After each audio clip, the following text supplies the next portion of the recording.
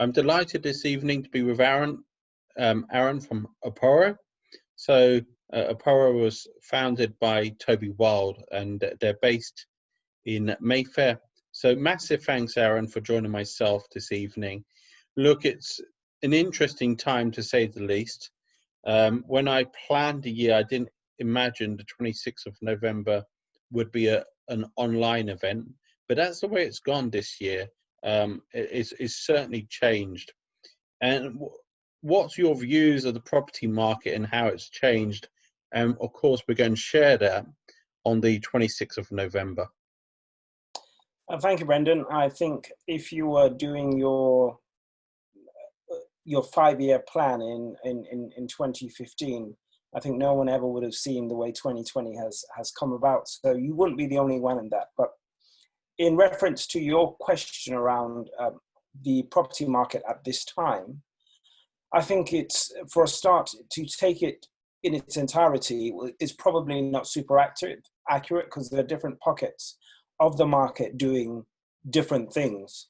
And you'll notice the stamp duty relief, and that's had an effect. Don't forget, we also had the pent-up demand, the pre-Brexit, which is coming in from last year. So we added that demand to the pent-up demand from the first lockdown.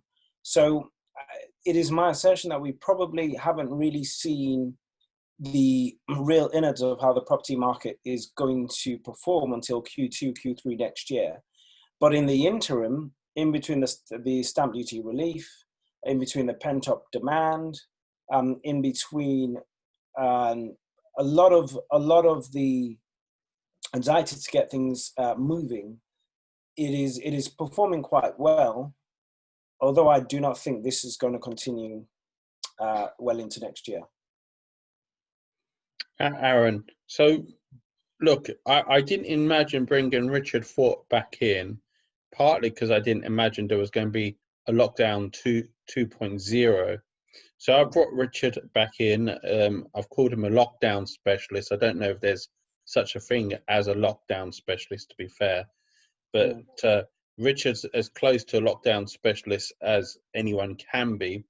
When I say that, comes from both a corporate sporting background and was involved on a regular weekly basis, I think, for about 15, 16 weeks. So during lockdown 1.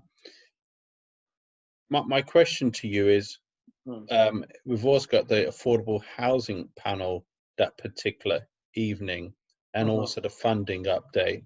What's going to be the highlight for you of the evening and of the year as well? That is quite a big question all in one. I just wanted to just row back and to echo some of what you said. I want to particularly sort of big up Richard Thorpe, again, international high performer, and a real presence during the initial lockdown, getting people up, because no matter what industry you're in, especially in this one, you have to perform and be at your best, and to also deal with a lot of stress.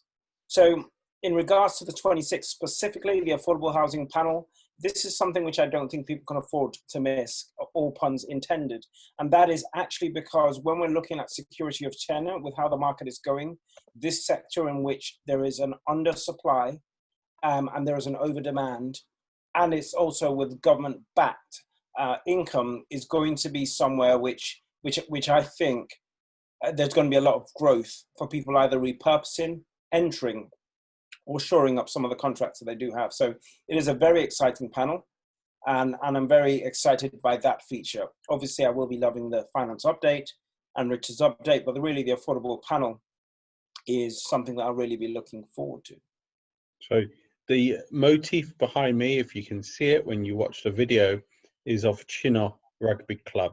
And Richard is director of the rugby club, played for Canada, the highest level as well, in the Rugby World Cup 2015. So, look, I just want to say a massive thanks for bringing Richard out of retirement for lockdown 2.0. A massive thanks to those who are on the panel this coming month. The panel is chaired by Grace Ballantyne. And a massive thanks also to those who've contributed to the virtual events or online events during this lockdown 1.0 and now 2.0.